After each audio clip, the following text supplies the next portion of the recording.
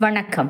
வேல்மாறலில் பழுத்த முது மற்றும் திசைக்கிரியை என தொடங்கும் பாடல்களின் விளக்கத்தினை இந்த பதிவினில் காணலாம்.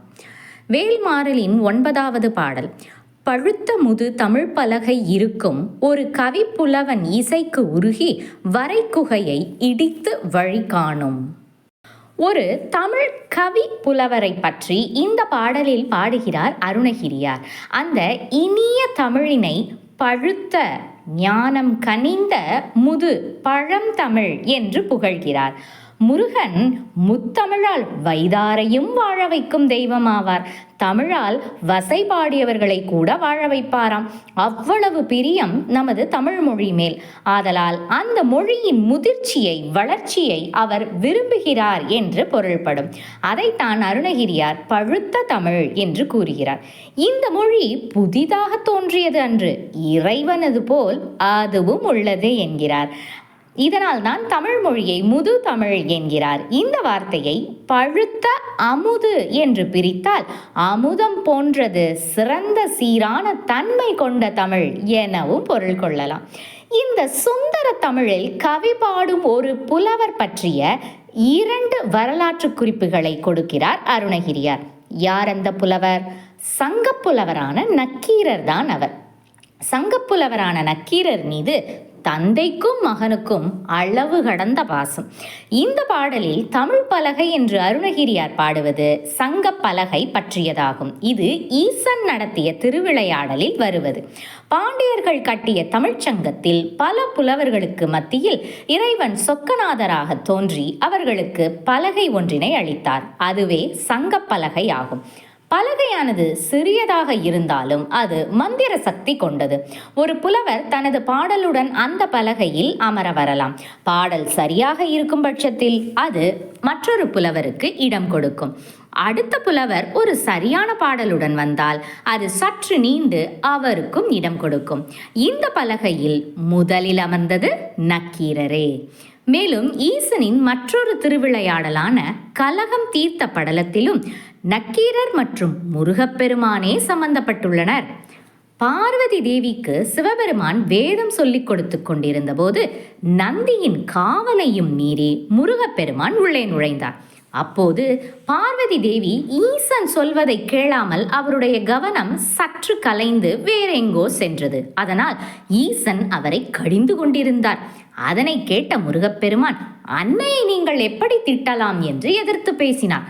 பரம்பொருளையே எதிர்த்து பேசியதால் ஊமை பையனாக பூமியில் பிறப்பாயாக என்று சாபமிட்டார் சிவபெருமான். அதன் விளைவாக மதுரையில் தனபதி மற்றும் தர்மசாலினி என்ற தம்பதியினருக்கு உருத்திர சர்மன் எனும் ஊமை மகனாக பிறந்தார் முருகன். அப்போது சங்கத்தில் இருந்த புலவர்களுக்கு இடையே பெருமிதத்தால் சண்டை ஏற்பட்டது. தங்களுக்கிடையே ஏற்பட்ட கருத்து வேறுபாட்டினை நீக்க சிவபெருமானின் ஆணைப்படி இந்த உருத்திர சர்மனிடம் சென்றனர்.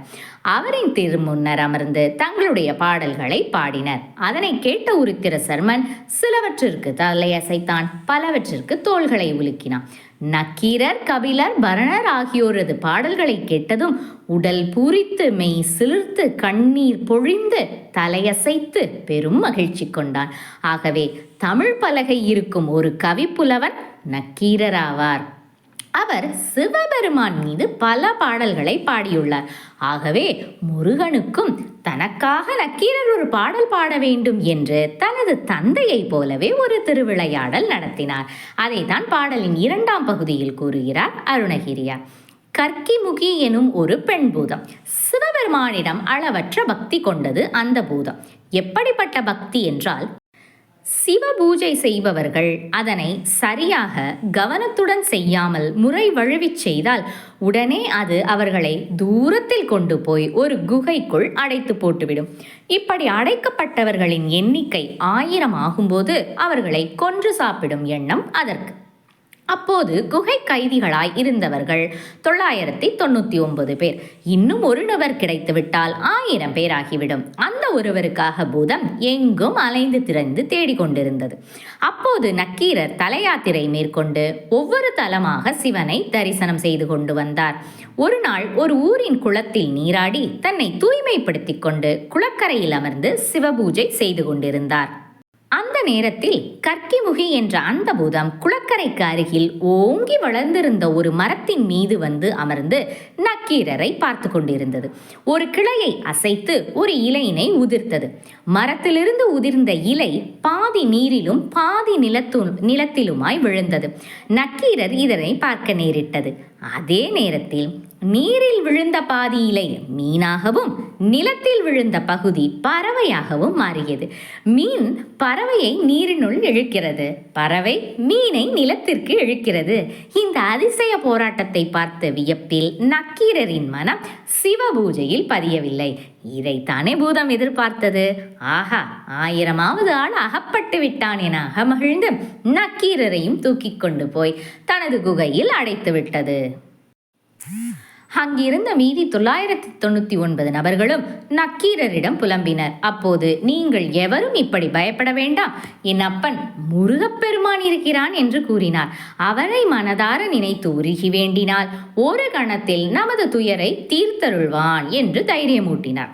சரி, அவர் ஏன் சிவபெருமானை குறிப்பிடாமல் என் அப்பன் முருகன் இருக்கிறார் என்றார்? ஏனென்றால் இதற்கு முன்பு லட்சக்கணக்கானவர்களை சிறைப்படுத்தி கிரௌஜ மலையில் அடைத்து வைத்திருந்த அரக்கர்களை தனது வேலால் அவனையும் அந்த மலையையும் பிளந்து எம்பெருமான் முருகன் நிச்சயம் காப்பாற்றுவான் என்ற நம்பிக்கையில் அப்படி முருகனை குறிப்பிட்டார். நக்கீரரும் முருகவேளை பலவாறு துதித்து உலகம் உவப்ப என்று தொடங்கி திருமுருகாற்றுப்படை என்று பிற்காலத்தில் பெரிதும் புகழப்பட்ட அந்த இனிய பாடலை உள்ளன்புடன் பாடினார். அந்த தேனினும் இனிய பாடலை செவியுற்ற செந்தமிழ் கடவுளாகிய கந்தப்பெருமான் தமது திருக்கரத்தில் விளங்கும் வேலை வீச அது அந்த மலை குகையையும் கற்கிமுகி என்ற அந்த பூதத்தையும் பிளந்து நக்கீரரையும் மற்றவரையும் காப்பாற்றியது. கவிப்புலவன் இசைக்கு உருகி வரை குகையை இடித்து வழி காணும். நக்கீரரது வாழ்வில் முந்தையது ஈசனது திருவிளையாடலால் நடந்தது, பிந்தையது முருகனின் திருவிளையாடலால் நடந்தது. தமிழ் மீதும் தமிழ் புலவர்கள் மீதும் இந்த தந்தை மகனுக்கு எவ்வளவு பிரியம் பாருங்கள். இந்த வேல்மாறலின் பாடலின் வழி நாம் அறிந்து கொண்டது என்னவென்றால், இறைவனை எளிதில் வசப்படுத்துவதற்கு தமிழ் மொழியே தக்கதாம். தமிழ் பாடலை பாடினால் மனவாசகம் கடந்து இறைவன் அங்கே இனிது இன்ப நடனம் புரிவான். இறைமொழி நம் பழுத்த முது தமிழ் மொழியாகும். பழுத்த ஞானம் கனிந்த முது பழமை வாய்ந்த தமிழ் பலகை மதுரை தமிழ்ச்சங்க பலகையில் இருக்கும் தலைவனாக அமர்ந்திருக்கும் ஒரு கவிப்புலவன் ஒப்பற்ற பாக்கள் இயற்றும் அறிவில் சிறந்த நக்கீரனுடைய இசைக்கு உருகி பாட்டின் இனிய பொருள்மிக்க ஒலிக்கு திருவுள்ளம் உருகி வரைக்குகையை திருப்பரங்கிரி மலை குகையை இடித்து வழி காணும். அங்கு கற்கிமுகி எனும் பூதத்தால் அடைக்கப்பட்டிருந்த நக்கீரர் முதலிய புலவர்கள் அனைவரையும் அக்குகையிலிருந்து வெளிவரச் செய்தது குகனது வேலே. பழுத்த முது தமிழ் பலகை இருக்கும் ஒரு கவிப்புலவன் இசைக்கு உருகி வரைகுகையை இடித்து வழி காணும். திருத்தணியில் உதித்தருளும் ஒருத்தன் மலை விருத்தன் எனதுளத்தில் உரை கருத்தன் மயில் நடத்து குகன் வேலே. வேல்மாறலின் 10ஆம் பாடல். திசைக்கிரியை முதற்குலீசன் அறுத்த சிறை முளைத்ததென முகட்டின் இடை பறக்க அற விசைத்து அதிர ஓடும். குகப்பெருமானின் வேற்படையின் வேகத்தினை பற்றி இந்த பாடலில் பதிவு செய்கிறார் அருணகிரியார். அதிவேகம் கொண்ட வேலினை எவ்வாறு உவமைப்படுத்துகிறார் என்பது நல்ல சிந்தனையாகும். புராணத்தின்படி ஆரம்பத்தில் மலைகள் பறவைகளைப் போல பறந்தன. ஒரு மலை யானை போல ஆடி ஆடி பறந்தது. இன்னொரு மலை பாம்பு போல வளைந்து நெளிந்து பறந்தது. இன்னொரு மலை பசுவினை போல அமைதியாக பறந்தது. இன்னொரு மலை கரடி போல சுற்றி திரிந்தது. பெரிய உண்டாங்கட்டி போல ஒரு மலையும் சின்ன உண்டாங்கட்டி போல என ஒரு மலையும் என பல மலைகள் மேலே பறந்து திரிந்தன. மேலும் அவை தொடர்ந்து நகர்ந்ததால் பூமியின் சமநிலையை சீர்குலைத்தன, மக்களையும் மிகவும் தொலை செய்து வந்தன. இதனை அறிந்த இந்திரன் மக்களுக்கு தொல்லை தரும் இந்த மலைகளின் சிறகுகளை வெட்டிவிட வேண்டும் என்று எண்ணம் கொண்டான். ஆகவே தனது முதன்மை ஆயுதமான வஜ்ராயுதத்தை பயன்படுத்தி அவற்றின் இறக்கைகளை வெற்றி அவை இருந்த இடத்திலேயே நிரந்தரமாக குடியேறும்படி கட்டாயப்படுத்தினான். வஜ்ராயுதத்தின் மற்றொரு பெயர்தான் குலிசம். குலிச ஆயுதத்தை கொண்டவன் குலிசன் ஆவான். அவர் தேவர்களுக்கெல்லாம் முதன்மையானவன், ஆகவே முதற்குலிசன் ஆவான். பின்பு முருகனுடைய வேற்படை அண்டத்தின் உச்சியில், அதாவது முகடுகளில் அதிவேகத்தோடு பறந்த பொழுது உலகெல்லாம் கிடுகிடு என அதிர்ந்தன. ஒருவேளை இந்திரன் வெட்டிய சிறகுகள்தான் மீண்டும் மலைகளுக்கு முளைத்தனவோ என உலகோர் அஞ்சும்படி அது காற்றின் வேகத்தை மிஞ்சி பறந்தது என்பதனை இவ்வளவு அழகாக பாடுகிறார் அருணகிரியார். திசைகிரியை 8 திக்குகளிலும் உள்ள மலைகளை முதற்குலிசன், தேவர்களில் முதன்மை வாய்ந்த குலிச ஆயுதம் கொண்ட இந்திரன் அறுத்த சிறை முளைத்ததென அறுத்து தள்ளின இறக்கைகள் மறுபடியும் முளைத்ததனவோ என்று பார்ப்போர்கள் கூறுமாறு முகட்டினிடை பறக்க அண்ட உச்சியின் நடுவில் பறந்து கொண்டு அற விசைத்து அளவில்லா வேகம் கொண்டு அதிர ஓடும், அகில உலகங்கள் நடுங்கும்படி விரைந்து ஓடுவது குகனின் வேலே.